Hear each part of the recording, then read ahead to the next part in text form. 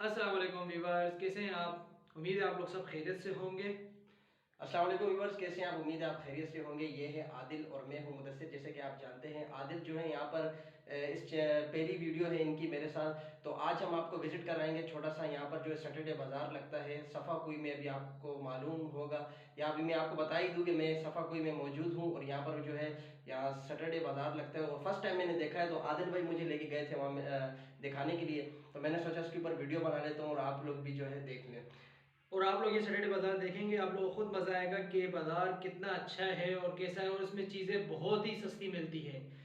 अच्छा। आप लोग हर चीज़, जैसे कि कोई चीज़ अगर आप शॉप से लेते हैं, वो चीज़ अगर आप बाज़ार से लोगे तो आपको 2 से 3 लीरा का फ़र्क मिलता है हर चीज़ में।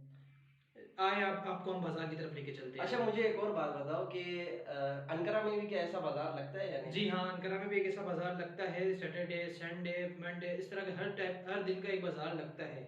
अच्छा, तो ये बाजार जो है हमने पहली बार देखा है सफाकोई के अंदर। तो इन्हें ही ज़्यादा इन चीज़ों का पता होता है क्योंकि मैं तो घर से कभी बाहर निकलता नहीं हूँ। तो ये काफ़ी माशाल्लाह से इस्तांबुल के अंदर विजिट कर चुके हैं।